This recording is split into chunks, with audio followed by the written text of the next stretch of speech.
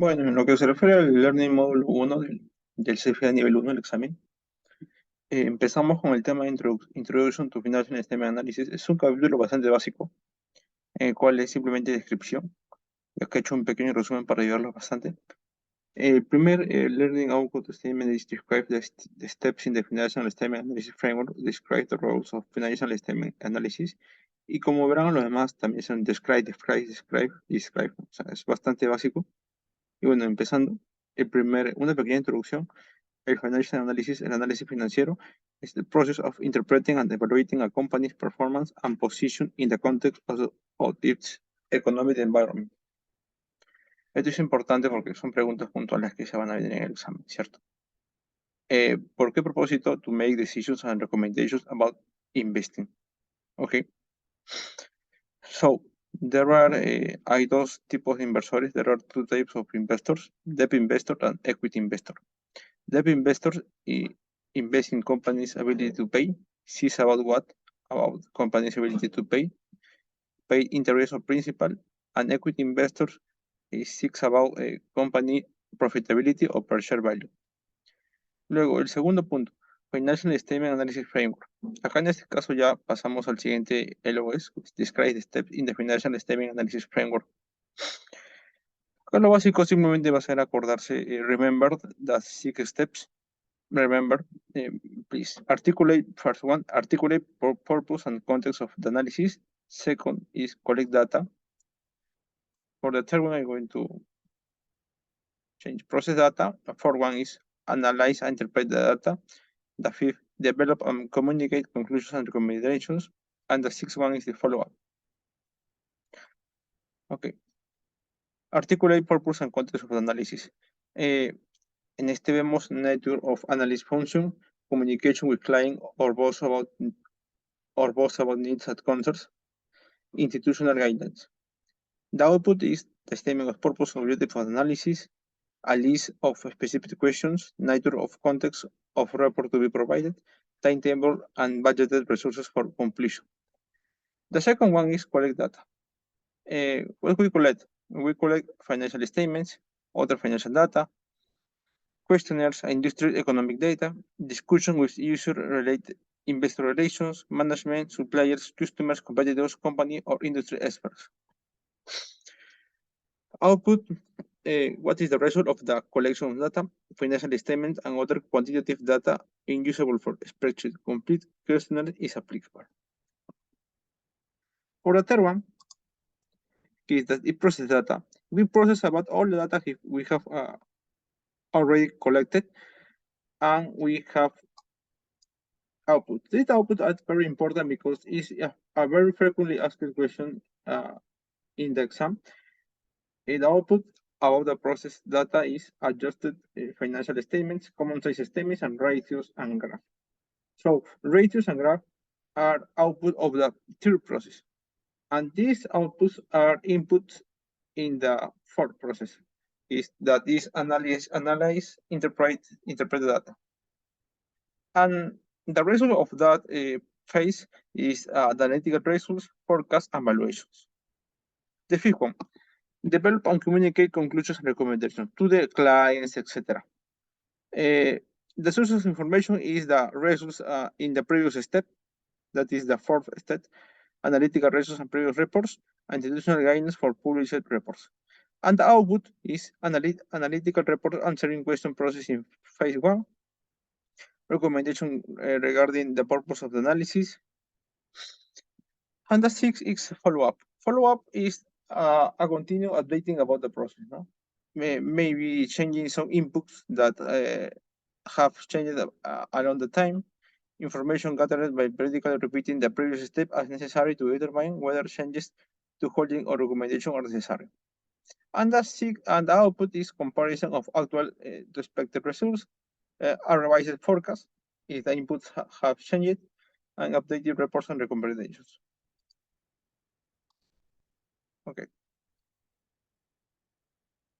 Bueno, hablando un poco de cada uno de estos, simplemente el primer step, articulate the purpose of context of analysis, because of numerous available techniques and substantial amount of data. There are a lot of techniques we have to ask some questions like who is the intended audience, what is the deliverable, the time frame, what resources and constraints are relevant to completion of analysis, and then we compile a specific question to be answered by the analysis. It's like an analysis for the context. An introduction. The second step is collect data.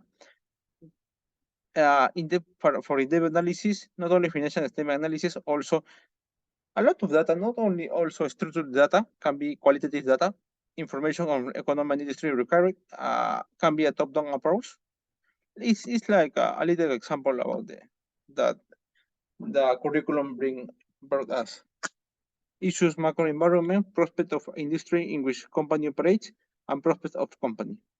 The third phase is the process data. The output is a lot.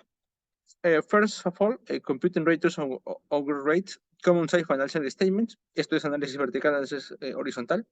Creating charts, statistical analysis, maybe a regression, linear regression. That is a very interesting theme that I have seen that in CFA level 2. Creo que is a very important topic in CFA level 1 also. And Monte Carlo simulations, making forecasts, performing evaluations, performing sensitivity analysis. And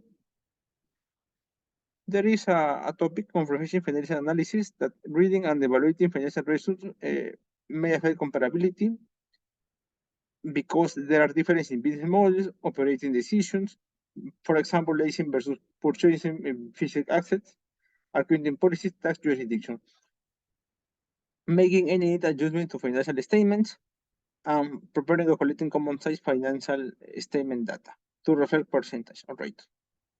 Is as I said before, common size financial statement data is made of percentage to evaluate profitability, liquidity, leverage, efficiency, and valuation. The fourth step is analyze and interpret the data. Interpreted output based on the processed data to support a conclusion or recommendation that we will give to the final customer or client. The fifth step is develop and communicate conclusions and recommendations. It may be a summary and investment conclusion, industry overview and competitive analysis, financial statement model with several scenarios, valuation, and investment risks. And finally, the sixth step is the follow-up. Based on the receipt of new information, we can change. The third chapter is scope of financial statement analysis. Well, the important LOS in that chapter is describe the roles of financial statement analysis. Yeah, and the answer is that. And if you read that, that is all for that chapter. If you have time issues, for example, to use financial reports combined with other information to evaluate current, past, and potential performance and financial position of a company. Okay. And when I say performance, I refer to profitability and positive cash flows, and for making investment decisions, credit decisions. For example, if you will give a loan to a company, or economic decision. That is analysis to take an economic decision. For example, inclusion that stock in a portfolio of equity, valuing securities for making investment recommendation, determine credit worthiness of a company. For example, if I will give some loan to a company, assigning the rating to company or a bond issue of that company, venture capital or other private equity investment. For example, if I will buy some startup for profit, then I will have to do also analysis, a financial statement analysis, and also merit of acquisition candidate. The fourth chapter is regulated sources of information. The relevant areas in that chapter is prescribe the importance of regulatory filings, financial statement notes, and supplementary information, management commentary, and audit reports. For example, regulatory authorities require, well, it is in context, no? Regulatory authorities require a publicly traded issuers, es decir, las empresas que cotizan en bolsa, para to prepare financial reports in accordance with specific accounting standards, that is IFRS or US GAAP, or other securities and law regulation. And there is a little note I have written here. More than 95% of world's financial markets are members of the International Organization of Securities Commission, JOSCO. That is can be a very tricky question, but I will give you a brief summary because the curriculum talks quite a lot about that, but it is not so necessary. Have power in more than 115 jurisdictions, and it has that association has ordinary members, associate members, and affiliate members. And it had issue a book or a guideline that whose name is Objectives and Principles of Security Regulation that has 10 categories for financial reporting, but has 10 categories, but for the issue of financial reports, it has only two. No? Should be full, accurate, and timely disclosure of financial results, risks, and other information or material to investor decision. And also, accounting standards used by issuers to prepare financial statements should be of a high and internationally acceptable quality. Okay, that book, Objectives and Principles of Security Regulation, is recognized as international benchmark for all markets. And this JOSCO also ensures and really tries to have set around the world these three principles. That it is a testable question. So pay attention, please. Three core objectives. First of all, protecting investors. Second one, ensuring that markets are fair, efficient, and transparent. And the third one, the last one, is reducing systematic risks. Pay attention here. It's reducing systematic risks. We cannot eliminate systematic risks. It's impossible to eliminate systematic risks, but reducing can be extremely important. Maybe also when markets are in stress. Okay, regarding the USA, there is a US Securities and Exchange Commission, USA, that is primarily responsible for securities and capital markets regulation in the US. In that, companies comply through filings. That field is under the standardized force created by the SEC. For example, no? The first filing is securities offering registration statement. That is the filing, okay, for those companies that are issuing new securities. So, what is the information that has to be inside that securities offering registration statement? First of all, info provided manual filings, disclosures about securities for sale, relationship of new securities to issuers, other capital securities, and recent audit financial statements. Also, risk factors involved in the business that of the firm that will issue securities, and if there is a gap in time, for example, entering from the last financial report that the company has issued, if it has passed more than 3 months, there has been also an interim financial report.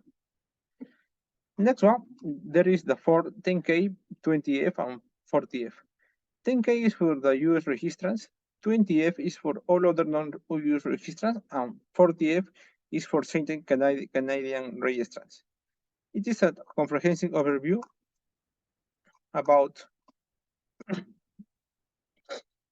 company business, risk factor, financial disclosures, about audited financial statements and notes, management discussion and analysis, and auditor's report, and legal proceedings and information related to management. There is a lot, no? A lot of information that is in the 10K. Next one is the annual report. That is report to shareholders in a more friendly way, not using the so strict formats of the US SEC. Later is the proxy statement. It is the 14A. The SEC requires that shareholders of a company receive a proxy statement before shareholder meeting. What is a proxy? is an authorization from shareholder giving another party the right of cast its vote. Es como un representante de votaciones. Y acá, there are two special points that I want to highlight. For example, shareholder meeting at least once a year, and special meetings also require proxy statement. So, annual meeting proxies detail securities of ownership by management, principal owners, biography infos of directors, securities compensation. So, in the form Dev 14A, there is information about that. Details of security ownership by management, principal owners, biography information of the directors, and executive compensation. There is important also for financial analysis. Then there is the 10Q and 6K. 6K is semi-annually for non-US companies, and 10Q is the most known and is a quarterly report for the US companies. It's unaudited. Remember that the 10K is audited, but the 10Q is unaudited. It's quarterly. It has also the management discussion analysis for the interim period, and also informs about the non-recurring events. No? For example, changes in accounting policy, litigations, and rights of holders. Next one. The 8K, en Perú se le conoce como hechos de importancia. Also known as 6K for non-US registering, is material component events on a more current basis. Okay. For example, major acquisition, disposals of corporate assets, changes in securities and trading markets, accountants and financial statements, corporate governance and management changes, regulation of FD disclosure. What is the FD disclosure? For example, public disclosure of material non-public info to certain individual RM entities. For example, when you disclose to some analyst or maybe an public entity some material information, you have to, after that, say to the public that you have released in material non-public information to that entity, no? for the sake of the market. Next one, this is the 4, 3, 4, 5, 144K. That is proposal sale of restricted securities or securities held by an affiliate of the issuer. If, for example, a beneficial ownership of securities for shareholders that have more than 10% of the class of registered equity securities, annual report changes, etc. The 411K is annual report of employee stock purchase, savings, and similar plans. After that, well, we enter the capital market regulation bureau. For example, you listed companies must apply and obey the International Financial Reporting Standard, that is IFRS. And in that context, the European Commission has two bodies of securities regulation. The first one is European Securities Committee, ESC, and European Securities and Market Authority, that is ESMA.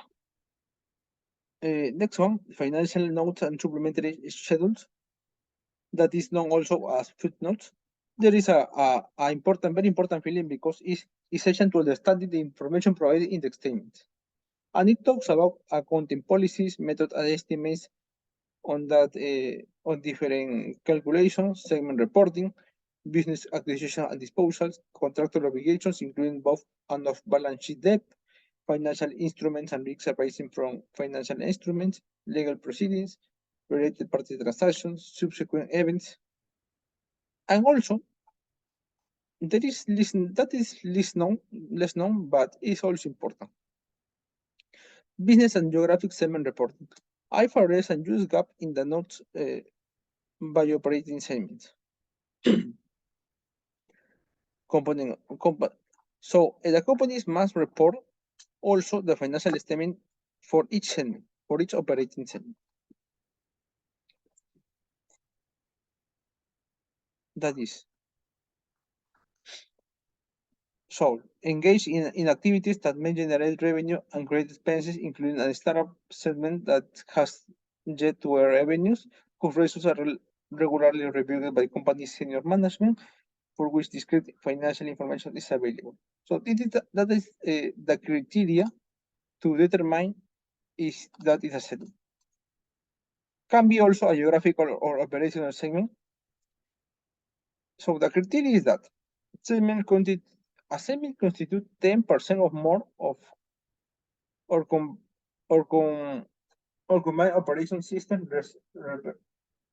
revenue, assets or profits.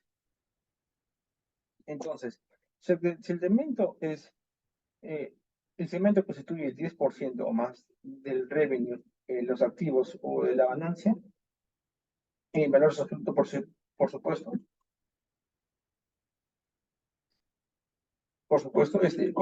forma parte de un segmento.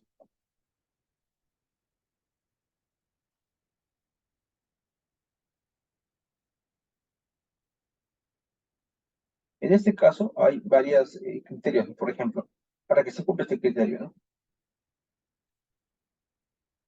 Que es el máximo de los combined profits of all profitable segments, o el valor absoluto de combined pérdidas of all los making segments. Si el segmento constituye más que el 10% más que eso, se considera un segmento. Luego, if combined revenue for external customers from all reportable segments is less than 75% of total company revenue, ese total company revenue que incluye el internal y external customer, la compañía, para que siga aplicado para reportar por segmento, company must identify additional reportable segments until 75% is reached. Okay, so the first one is the 10% criteria, and the second one is the 75% criteria. That is for the topic of segment reporting. Also, small segments might be combined if similar, and all the other segments that are not identified give the name of all other segments. For each reportable segment, we need to report a lot of things. For example, revenue, external customers, revenue from other segments, measures of profit or loss, measures of assets as liabilities, interest revenue and interest expense, cost of property, plant and equipment, and intangible assets acquired, depreciation and amortization expense, other non-cash expenses, income tax expense or income, share of net profit or loss of invested accounted for under equity method. That is a very complex term, but I think that is a term for CFA level 2. Also, a reconciliation of information of reportable segments and consolidated financial statements. For example, segment revenue, profit, and assets and liabilities. We need a reconciliation. That is a type of reconciliation. Okay, that is from note 22 for that company CLTD 21, and it has that term: digital entertainment, e-commerce, digital financial service, other services, and allocated expenses. Okay, each segment has its own revenue, his operating income. The other services are grouped together, but also there is some unallocated expenses. If we consolidate that, we need that results. Okay, there is a little note here. All combinations of multiple business activities that do not meet the quantitative threshold to qualify a reportable segment are grouped together as other service. Okay, so all the segments or kind of like segments that cannot reach the criteria of 10% or more of combined operating segments revenue, assets of profit, or or the other criteria that is the 75% of, for example, if combined revenue from external consumers from all reportable segment cannot is not is less than 75% of total company revenue, is grouped in other services. Well, that is for by segment reporting. That is it's like a revenue by geography that is also allowed. It complies also the same criteria, 10% and 75%.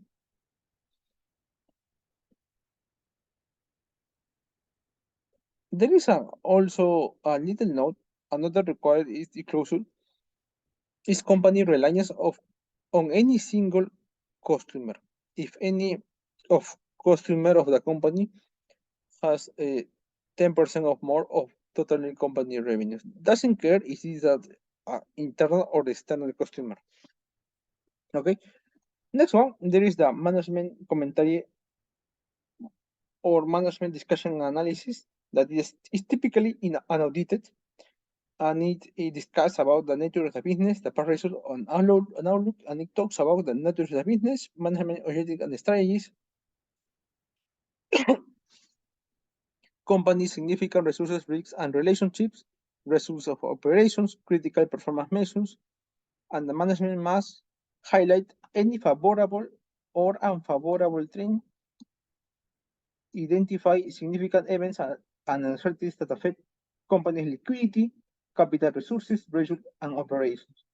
Also talk about off-balance sheet obligations, contractual commitments, planned capital expenditures, new store openings, and divestitures.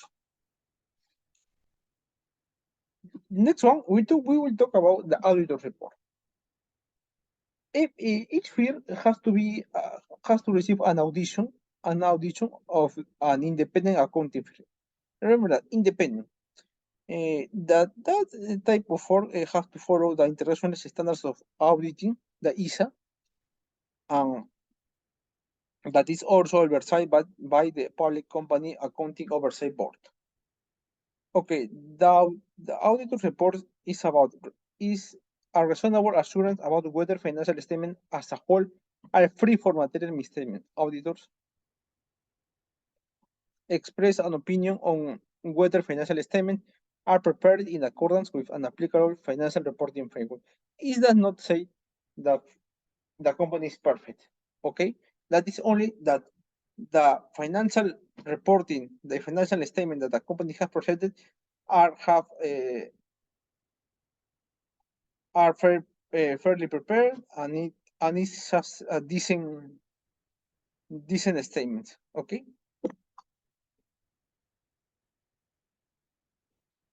Also, the regulators of each country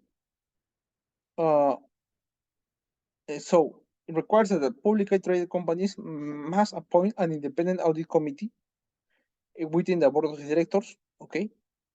The auditors cannot express an opinion, cannot express an opinion about the absolute assurance about accuracy of financial statements. Only it is fairly presented, free from material error. So there is four type of opinions of the auditors. The first one is unqualified audit opinion about the financial statement are fairly presented. Okay, unmodified or clear opinion is also known. Financial statements are fairly presented in accordance with applicable accounting standards. Next one is a qualified audit opinion, that one in which there is some scope limitation or exception to accounting standards. It is some mistake maybe, but all other things are fairly presented and free from error. The next one, and the worst, is that adverse audit opinion, that is a financial statements materially depart from accounting standards. That is very critical. And also, the fourth one is disclaimer of opinion that unable to issue an opinion. Okay. And also the auditors has a discussion of key audit matters or critical audit matters. For the USA, critical audit matters, key audit matters for the UK. Okay. It is issues that involve especially challenging, subjective, or complex auditor judgment, like saying, be careful of that topic, because that is our opinion, but it is a very, very sensitive topic. So So take care of that. Also, that the servants of the act ensures that auditors must also express opinion on companies' internal control systems. Okay, what is internal controls? That is processes, personnel, and systems designed to ensure that companies' process for generating financial reports is sound. Next one, the chapter number 5, comparisons of IFRS with alternative financial reporting systems. The relevant LOUs here is describe implication for financial analysis of alternative financial reporting systems and the importance of monitoring developments in financial reporting standards. Okay. So maintaining convergence on new standards remains a priority. I refer to the convergence between the IFRS and GATS, but there are some differences between them. Okay. For example, no, the US GAAP was developed by the Financial Accounting Standard Board, the FAST, and the IFRS was developed by the International Accounting Standard Board, the IASB. The US GAAP is based on rules, the IFRS is based on principles. Dr. Martin Medru also says that the US GAAP tend to be more strict, is stricter than the IFRS. So if the exam there is some challenge about is this question for IFRS or US GAAP, and it's a very strict component, so must be the US GAAP. For example, for interest paid, that is the US GAAP requires that it is cash for cash from operations, and the IFRS is for a CFO, cash for operation, of CFF, cash for financing activities, ¿no? Esto me refiero al estado de flujos de efectivo, que todavía no lo vemos. For inventory valuation, the US GAAP allows FIFO, first in, first out, LIFO, last in, first out, or weighted average method. In that case, the US GAAP is not the stricter, okay? But the IFRS also, because it allows only the IFRS, FIFO, and weighted average method, no LIFO. LIFO is only for US GAAP. Also, the development cost also may be for a software, a software that the company, that some companies is doing, is making, is treated as an expense for US GAAP, and for the IFRS is must be capitalized. It is inside the asset that is being built only if certain conditions are certified. Okay. Next one, reversal of inventory written down. It is prohibited for the US GAAP if the inventory has lost some value. We cannot reversal if it's maybe there is a lot of demand of the inventory of and the price is going up. It's different. And for the IFRS is capitalized only if certain that is the asset recovers its previous amount only if certain conditions satisfied. Okay. Reconciliation disclosures between IFRS and US GAAP are not required. That is some very important and crucial because that makes the reconciliation maybe difficult. In some cases, there is not enough information for making specific adjustment to achieve comparability. So the analyst must have a very important criterion. Compare corporate financial statements and the related disclosures are fundamental to some investment decision making. Okay, that is obvious. The sixth chapter is other sources of information. Okay, that LOS relevant LOS is that describe information sources that analysts using financial statement analysis besides annual and interim financial reports. There is other not so relevant maybe information. For example, earning calls. What is earning calls? Webcasts of teleconference presentations and question and answer sessions hosted by issuers management to discuss financial results. Presentations and events scheduled on an ad hoc basis. That is, there is some date, a specific date that has to be that presentation and event is similar like an earning call. Press releases, totally obvious announcement of statements of information by companies and their management, speaking with management, investor relations, or other company personnel and company website. That's easier sources. Later, public third-party sources, but there are public also, okay? For industry white papers, economic or industry indicators, general new outlets, industry-specific new outlets, social media, proprietary third-party sources, that is, you have to pay to access to that data, analyst reports, data for Bloomberg, Win, and FactSet, and data for short consultancies. And also can be a proprietary primary sale, no? Done by the analyst. And also information of economy, industry, and peer companies is very important to assess a company in perspective and assessing future performance, okay, of a company. Well, that is all the chapter. Well, that's all. I need the answer of the end of chapter questions. And about the question, there is some 2 points that I want to highlight there. First one, a core objective of the IOSCO is to ensure that markets are fair, efficient, and transparent. The other core objectives are to reduce, not eliminate systematic risks, and to protect investors, not all users of financial statements. Only investors, not all users of financial statements. The second one, primary role of financial statement analysis is to use financial reports prepared by companies to evaluate their past, current, and potential performance and financial position for the purpose of making investment, credit, and other economic decisions. Well, thank you very much. That's all.